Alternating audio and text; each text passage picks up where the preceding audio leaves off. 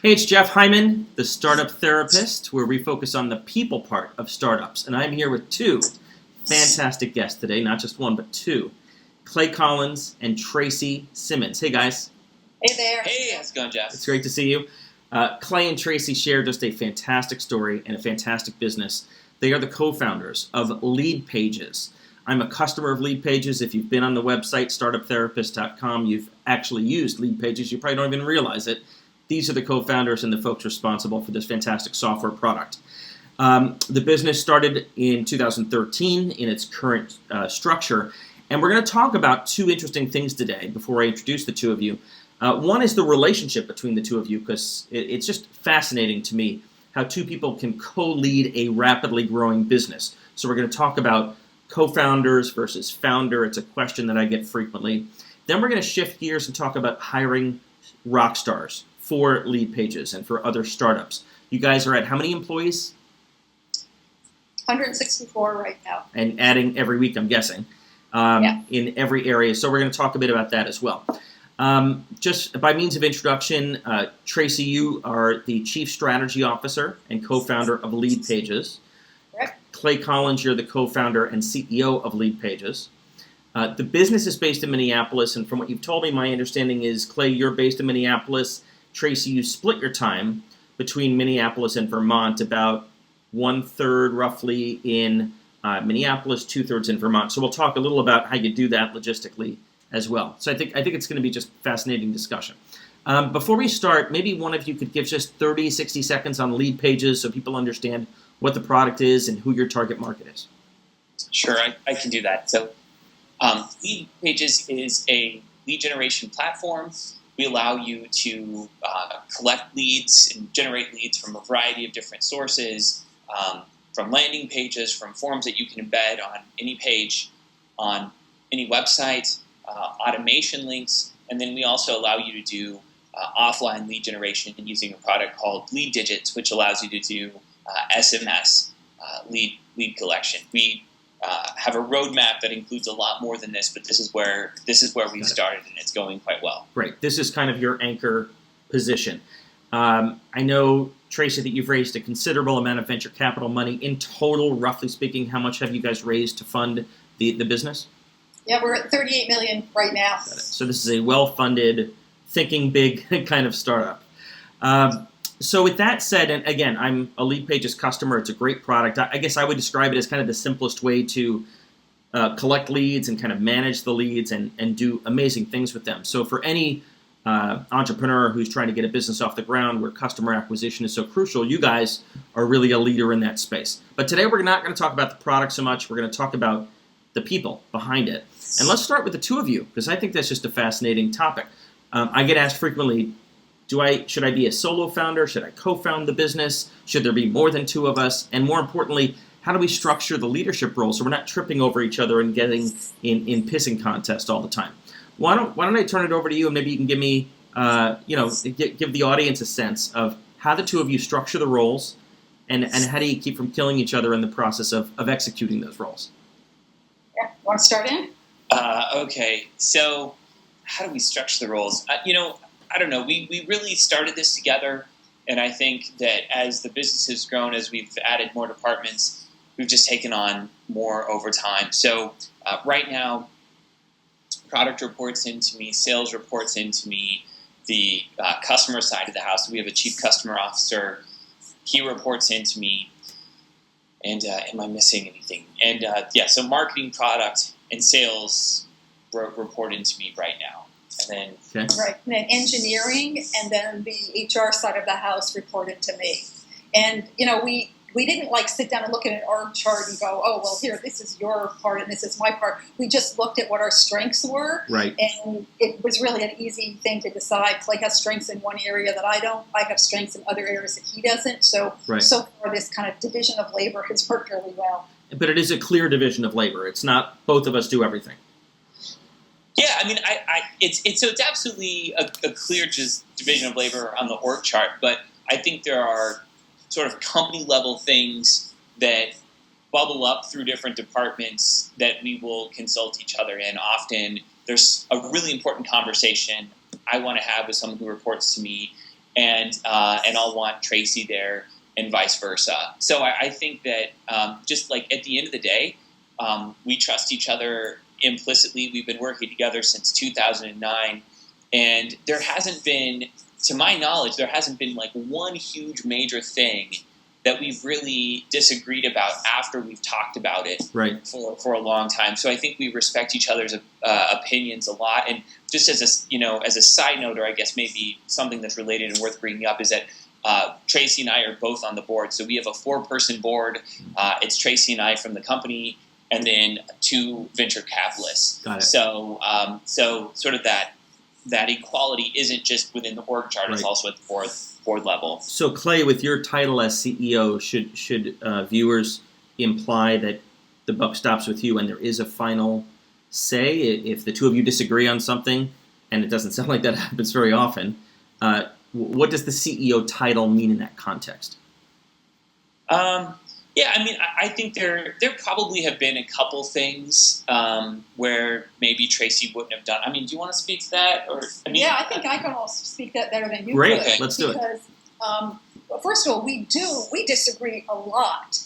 Where you were going with that, though, is we never end up disagreeing at the end. Like, we will talk through until we thoroughly understand the other person's perspective. Right. And one person convinces the other to sort of see it from that perspective. I think in 6.5 years of working together, literally there have been maybe 2 or 3 times where Clay has had to say, look, I know you disagree, but I feel really strongly about this, and I have to go this way. Yeah. All the other times when we disagree, and I think it's important for other people, if you're considering a co-founder, to know, I don't want to paint this rosy picture. Yeah. Clay and I butt heads a lot. Right. We both have really strong personalities, right. and we'll definitely challenge each other. And I think that's what keeps the company healthy, is that we are willing to challenge each other and have hard discussions and see them through to the very end until we can see the other perspective. So it's very, very rare that Clay has had that, quote unquote, pull rank and say, this is, we're going to do it. So it's I don't even know if I could think of what those couple of instances were, but it's been very rare. It's a last resort to use the CEO title. But you mentioned, Tracy, that you do disagree on things on a regular basis, which is fantastic, because part of a startup is building a culture where it's safe to enter the danger and have difficult discussions about things we may not agree on. How did the two of you do that in the context of these 150 people? Do you do that in front of them? When you're in a meeting, will people see the two of you disagree, or do you have kind of a unspoken thing where you table something you don't agree and take it behind the scenes so that you can present a united front? How do you do that so that these 150 people don't, kind of feel it's a two-headed monster? So I can just I want to provide a little context here, and I think it's important. And that is that because Tracy and I have been working together since 2009, before January of 2013, when LeadPages really started, we had lots of time to really talk things over when there was like 3 or 4 people total. So, I mean, back then, I think we had at least 1.5 to 2 years of being on the phone for like 2 to 3 hours every day. Right. Sometimes, there'd be a 4-hour phone call, and we're both like crying. Why can't we figure this out? And I think we just always committed to staying on those calls until we got to a really good point. So I think that part of what makes LeadPages work is pushback. And so I think that when it comes to the company, one of our core values is pushback. That if you disagree, it's not optional to express that disagreement. You freaking have to express that disagreement. And that's more important the higher up the org you get, because Tracy and I are very, very strong people, and we really can't trust people that we can, just because of the, maybe the force of our presence. Yeah. Like, we don't want to steamroll people, but we are very passionate. So I think that we do try and model that. I mean, there's 1 or 2 areas where I don't think we want to do that as much. So like, one would be in front of the board. We try and make sure that we have issues handled so that the board doesn't have to deal with like working through us not knowing what we think about things. So there are areas here and there, but by and large, we try and model to the rest of the company what we want to do. And in fact, we'll have meetings all the time where in front of a VP, like we'll kind of go back and forth on an issue. And part of that is strategic. Like, we want them to do that too, because Right. that's just the relationship we all want to have. But I don't know, were you going to say something about that No, too? that's exactly right. Okay, Yeah. so Tracy, let me ask you this, Tracy. So, just to play devil's advocate, I think you said engineering resides under you and marketing resides under Clay. Do you have a product management function? Yeah, so And that is that- reports to me. Okay, so one could argue, and I've worked in product management many times, that it's inefficient to have engineering under one of you, product and marketing under another. Obviously, those two groups don't agree on some things sometimes. That's a healthy tension that you want. So to resolve those issues, do they need to kind of come up the organization in silos through the two of you? How do you resolve those issues versus it just being one of you, where you can sit down with engineering and sit down with product and hear their shared perspectives and help them make a decision on which way to go? Yeah, Jeff, I think the key for us here is that we really do not have a political organization. And the problems that you're describing typically tend to take place in companies where politics are at play. And we don't have that. One of our core values says results over politics. And we take it really seriously. Right, but I guess I'm talking... I hear you, and I guess I'm... I, for example, worked at Intuit, large software company. Yeah. Even when it wasn't about politics, there were times, frequently, daily, where engineering and product had just different points of view on a solution, a feature, a button, whatever, screen layout. These are not political issues. They were totally subjective. We tried to use data to make database decisions. When those two teams can't do that, do both of you get involved, or do you decide amongst the two of you, go handle this issue and I'll defer to you? Yeah, what I was going to finish saying is because we don't have politics, if there is something that happens like that where people just can't, they're both not seeing it eye to eye, then we get in a room together and we talk it out until we all come to consensus on something. And to date, that has just worked beautifully. Everybody really wants the same thing, and since there isn't politics, it's not hard to come to a table and to really listen to everybody else's perspective, and come to a final decision. We haven't hit anything yet where we haven't been able to have that happen. So you paint a very rosy picture. Clay, give us an oh shit story, an example where this didn't work. It may have only happened once, but there's got to be something we can learn from with Startup Therapist about the dynamics of an organization. Maybe there's a cancer growing in the organization in terms of a person or a department, or just when doesn't it work? When doesn't it work? There must have been a time when it didn't. So the way we do things here is we have a number of work streams that are working on different parts of the product, and those work streams themselves are cross-functional, right? They've got engineering and product people on them, and so usually things get resolved at the work stream level, right? So if they're not resolved at the work stream level, then it goes up, and maybe our VP of product and our VP of engineering will talk. Yep. And they'll usually come to some sort of consensus. But if they don't come to some kind of consensus, the VP of engineering, if he has an issue with something that product is saying, feels very comfortable coming to me. And I guess it gets back to what Tracy was saying about politics. I've literally told people, look, sometimes I can be difficult to deal with. Nobody understands how difficult I am to deal with than Tracy. If you would like some advice on how to deal with me, and you don't want to come directly to me at first because you want some advice, talk to Tracy. Yeah. We actually encourage that kind of thing. And I think our VP of engineering feels very comfortable, in an email, asking me something and CCing Tracy, and we can very quickly get to resolution. So, I don't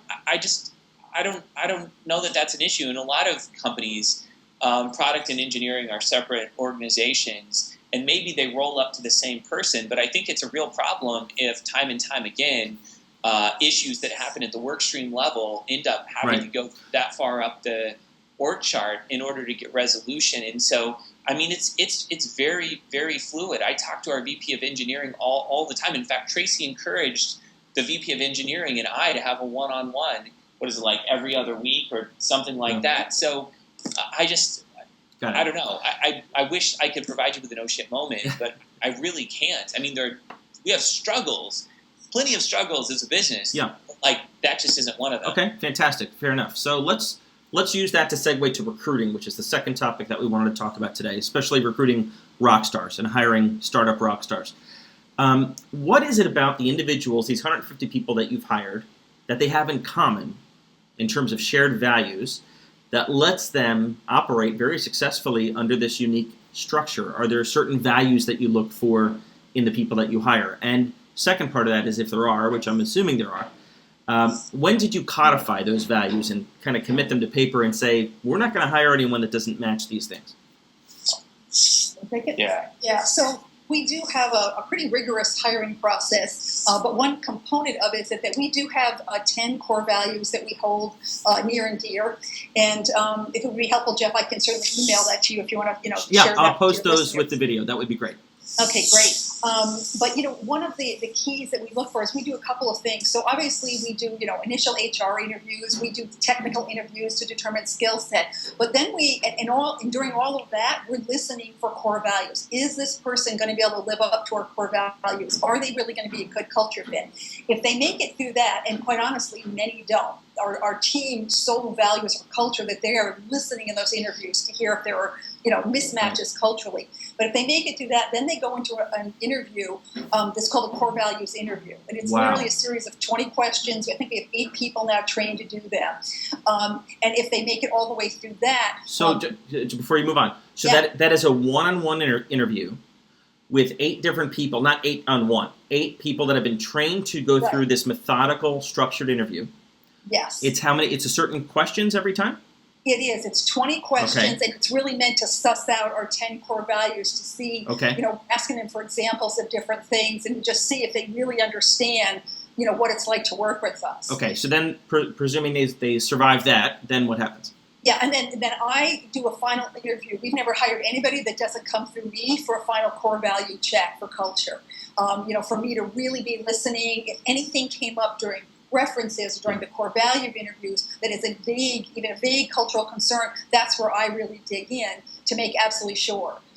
Most people, by the time they get there, I'd say maybe 90% of people that make it to that phase end up being hired. 10%, I end up uncovering something that makes us, a little uneasy about it not being a great cultural fit. Right. We will walk away even if they're a really talented candidate. So you've hired a lot of people, 150 people roughly in the company. Clay, what defines a startup rock star? So a lot of the things that we talk about are hiring startup rock stars, regardless of role or level or title or compensation. What is the DNA of someone that does well in, you could argue, in any startup, but especially LeadPages? Yeah, I think I think a lot of it has to come down to really living and breathing and the desire to be immersed in whatever problem that they're tackling, that it's not just seen as this 9-to-5 job thing, that it's really something that they're fundamentally dedicated to, that there's, I think good founders see problems that they want to solve, and they're invested first and foremost in solving those problems. And I think a good startup employee is really invested and demonstrates that they have like a real history of dedication to solving a specific kind of problem, and it might not be sort of that macro level problem that the entire company is trying to solve. Right. So is that kind of is another way of saying that, Clay? Intellectual curiosity. Problem solving sounds so generic. So help us understand kind of what is that? Well, okay. So when it's okay. So like at the VP level, or when someone's reporting to me, I want to know, one, do they outknow me on the thing that I'm hiring them for? Okay. Do they outcare me on that area that I'm talking about? And would they be willing to outwork me for that one thing? So let's talk about those in turn. So domain expertise, I get that. Let's set that aside. The first one, outcare me. How in an interview do I assess someone and come away and say, boy, they really care? It's got to be more than just passion or problem solving. What is it? How do you, again, there's founders watching you. How do you teach them to do this? What should they be looking for? Yeah, so I know it's hard. I know it's magical, but you must have pattern recognition of these 150 people. If I put them all in a room, they'd probably all have something. On this, or is this? Should I not curse? Oh, you can curse away. We encourage that. So this is, so not everyone is like super passionate, but I really believe that when it comes to like artists, craftspeople, people who really, really are into what they do. Like crafts, when it comes to their craft, craftspeople don't have pet peeves. They have serious fucking hatreds. And I think you get to a certain point in an interview where you ask about something and you just like unleash like this whole like not a rant, but it's like you realize that you have hit a sore spot because they've wrestled with something, they've thought about it, they have very well developed opinions based on years with struggling with a series of questions. And so I think that's really what I mean when it comes to like, do they out-care me? Okay, so let's say you see that, Clay. Yeah. Let's say you see that out-caring, but you don't necessarily agree with their conclusions or their thinking. It's just, you're on two different pages. Do you err on the side of domain expertise and we think, they get it? Or do you say, boy, this guy cares. I don't totally agree with that school, but he cares. Which way do you go? Well, what that does is it uncovers an opportunity to engage in a conversation about differences of opinion. Do they continue to push back? Do they say, all right, you're the CEO, I'm just going to defer to what you say? And I think you have an opportunity for an incredibly instructive and informative dialogue that finds out how flexible are they? Will they change their mind if they learn new information that's actually relevant? Or will they stand their ground no matter what and be completely rigid and dogmatic? Because I'm always willing to come, to move a little bit. Like I'll accept, someone has data and they've been there before, and I come and can I come away from that learning something that I didn't know before? So did they actually teach me something and make me a more informed person? Right. So I actually embrace those differences of opinion, and I think that especially when you're hiring senior leaders. I think there's a problem if you actually go through an entire interview process and you don't find something that they're passionate about that you don't exactly agree with, and then you just dive into that opportunity. Yep, I think that's great advice. The last thing you mentioned of the three was outwork. And so, Tracy, maybe you can take this one before we wrap up. So, outwork sounds good. It's a startup. We got a lot of shit to do. But you can't take that too far. You can create a culture of workaholics and people who don't have a balanced life, unhealthy, weight gain, not sleeping, etc. So when you say you look for someone that's going to outwork you, what do you really mean? Tracy, can you take that one, please? Yeah, I actually wouldn't have used that word, outwork. I finally got you guys to disagree on something on camera. No, that's not a word I would have used. That isn't what I was speaking to, but I think you understand what I meant. The way I would have phrased that is, we're looking for someone that can drive things across the finish line, get it done. Because I don't want our company, a lot of people I think make this hiring mistake, Jeff, and if I could give your viewers one piece of advice, it would be, don't just hire a hard worker. Yeah. People look for people that are really hard workers. I have known personally some really hard workers who would not know how to get it all the way across the finish line when they hit barriers. Yeah. When they hit, they stumbled or they hit a big brick wall, they just kind of stop. They'll work really hard, they'll work a lot of hours, but that doesn't necessarily get the job done. And if somebody can get the job done because they know how, to get over those brick walls that you hit in a startup, and they do that in a reasonable time frame, we're all for that. We're not asking people. We guard our people. So it's less about hours and more about the ability to get shit done and ship it. So if you're a developer, do they ship? If they're a marketing person, do they ship? If they're an accounting person, a finance person, do they get the stuff done? So maybe I would say outknow me, outcare me, and outship me, right? So if it's in a finance role, I could care a lot about our finances. Maybe I wouldn't know a lot about it, but I certainly wouldn't be able to. I'd end up stabbing myself in the eye if I had to stare at spreadsheets for too long. So let's just substitute work with ship. Fantastic, I love it. This has been very helpful. We're coming up on the end. I want to give people an opportunity to be able to reach out to you to learn more about LeadPages, which they absolutely should be using, like I do on startuptherapist.com, but also to reach out to you individually. What's the best way to learn more? So I'm on Twitter at just at Clay Collins, and now we have unlimited DM length. So if you want me to follow you or we can DM on Twitter. That's probably the best way. My inbox is a complete nightmare, so probably don't email me. Great. Yeah. And I'm on Twitter at the Tracy Simmons, and of course our website, www.leadpages.net. Fantastic. Thank you both so much for spending the time, for having the courage to enter the danger with these tough questions. And we got at least one slight disagreement on camera, which is really what I was hoping for. Actually, can I add one more thing Please. about this recruiting page? Like, I hope I'm not screwing up the flow, but let's do it. I think one thing that we've done differently that that I haven't seen other companies do, and I think it's why we are doing so well around hiring, is we have 4 full-time recruiters and in-house recruiters. And it's not because we were having trouble filling positions. It was because we were having trouble filling positions with world-class people. So if we can hire a full-time recruiter and get candidates that are 20% better, it pays for that the recruiter, obviously. Yep. Yep. And when did you, roughly in size, how many people did you have when you hired the first recruiter full-time? Like 25, 30? About 25 or 30, the very first recruiter. Got it. Full-time, and now you're at 4. Yeah. And now we're at 4. Yeah, and our interview process usually involves 7 hours worth of phone calls and interviews. So it's a real commitment. Someone was talking to one of our venture capitalists the other day, and they said, hey, I've got an interview with LeadPages. Maybe they'll hire me. And he was like, good luck with the next 6. It's a lot, huh? And I assume you must lose some candidates for that reason. There must be some people that just aren't willing to invest that kind of time, and so be it, right? I've never heard that happening, honestly.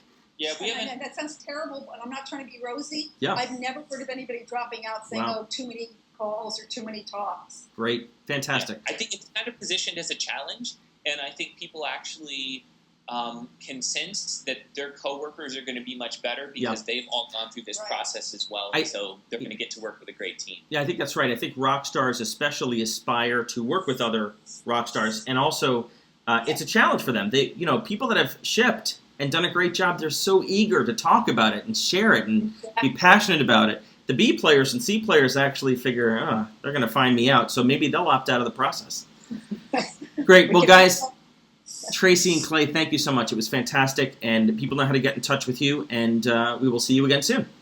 Great. Thanks so much. Thank you, Jeff.